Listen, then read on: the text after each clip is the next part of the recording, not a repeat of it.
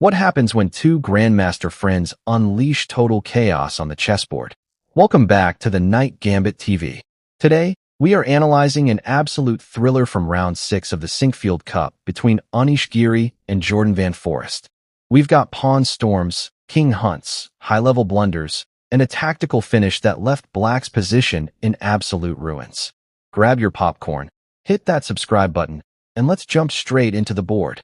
Part 1. The opening setup moves 1 to 8. 1. d4. Anish Giri opens with the queen's pawn, aiming for solid central control and classical expansion. 1. Knight f6. Jorden Van Foreest develops his knight, preventing white from playing an immediate e4 and keeping his options flexible. 2. c4. White claims more space in the center, preparing to develop the knight to c3. 2. e6. Black opens diagonals for the dark-squared bishop while preparing to contest the center.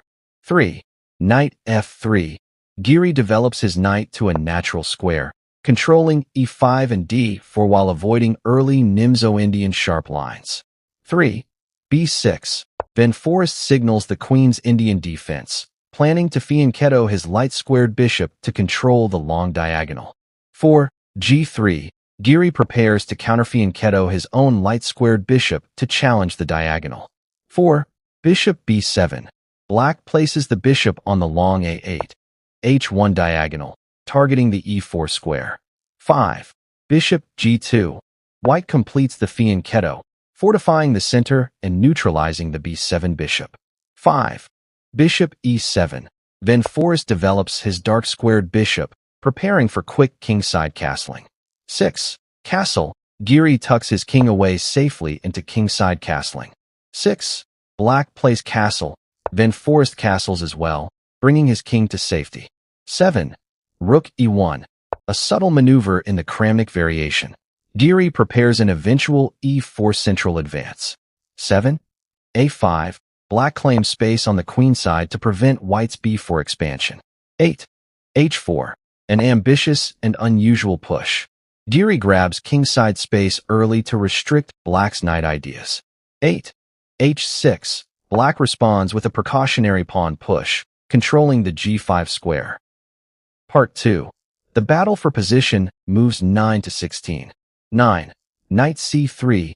Giri develops his knight, adding pressure to the d5 and e4 squares. 9. Bishop b4. Van Foreest pins the knight to the king, threatening to weaken white's pawn structure. 10. Queen c2. An inaccuracy by white. Bishop d2 was better to avoid doubled pawns without losing tempo. 10.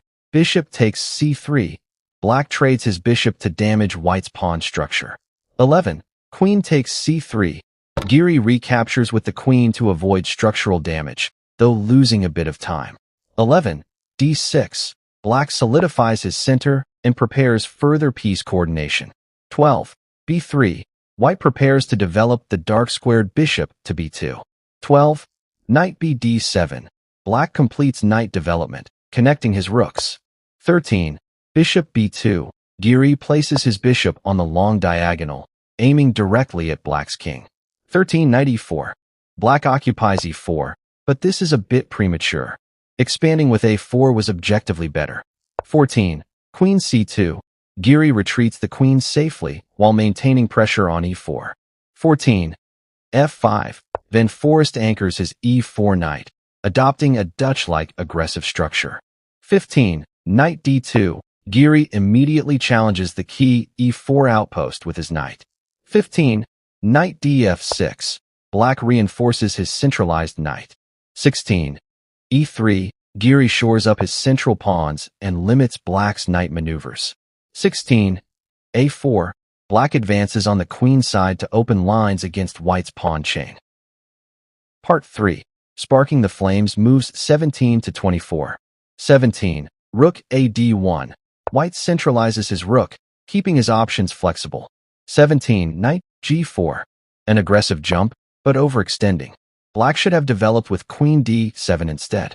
18. Rook e2. Giri defends the f2 pawn while keeping his rooks flexible. 18. A takes b3. Black opens the a file for his rook. 19. A takes b3. Giri recaptures, keeping his queenside structure intact. 19. d5. Black strikes in the center to solidify his piece placement. 20. Knight f1. Giri reroutes his knight defensively to protect f2 and g3. 20. Knight gf6. Black's knight backtracks after losing its attacking forward footing. 21. Rook e1. Giri resets his rook positioning, preparing to react to central developments. 21. g5. A risky pawn storm. Pushing kingside pawns while your own king is exposed creates dynamic danger. 22. f3. Giri immediately attacks black's centralized e4 knight. 22. Knight d6. The knight is forced to retreat. 23. H takes g5. Giri opens the h-file to turn black's aggressive push against him. 23. H takes g5. Van Foreest recaptures, leaving his king partially exposed. 24. c5. Giri strikes at black's pawn structure on the queenside. 24. Knight d8. Black's knight is forced into a passive retreat. 25 to 33. 25. Rook a1. Giri contests the open file, though knight h2 was slightly more accurate to target g4. 25. Knight g7. Black misplaces his knight.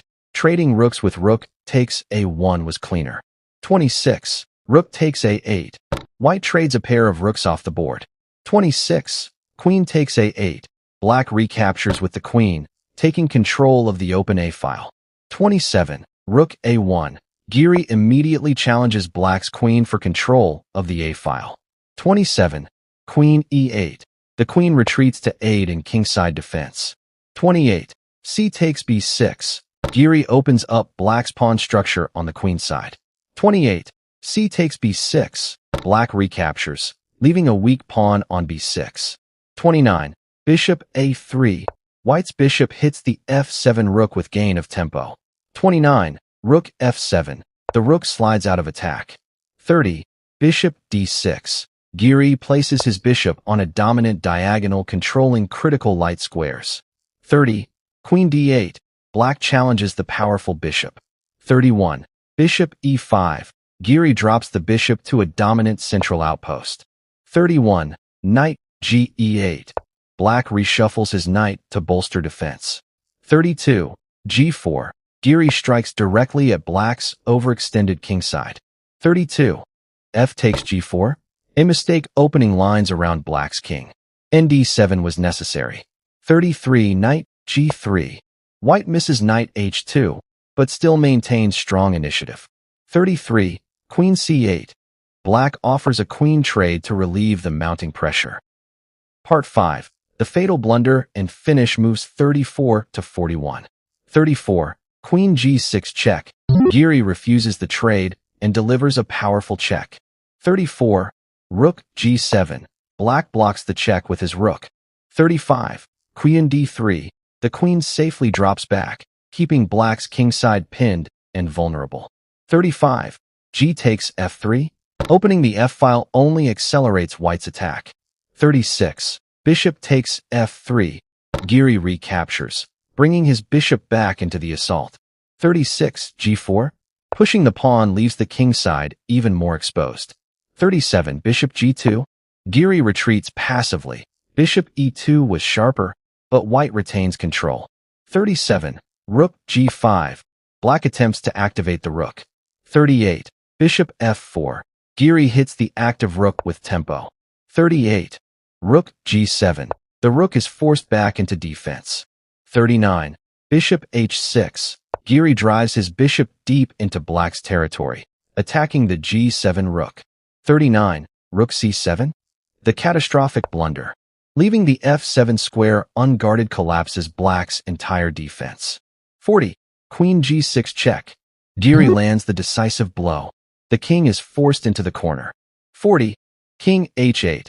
The only legal move for black. 41. Bishop g5. The killer follow-up.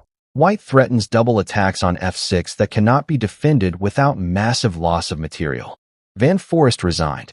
And just like that, one tiny mistake on move 39 turned a complex game into an absolute victory for Anish Giri. What a tactical masterclass in punishing an exposed king. Which move was your favorite from this game? Let me know in the comments below. Hit that like button if you enjoyed this breakdown, and don't forget to subscribe to the Night Gambit TV for more epic chess content. See you in the next video. Thanks Folded Hands Lights Cantone. God bless everyone.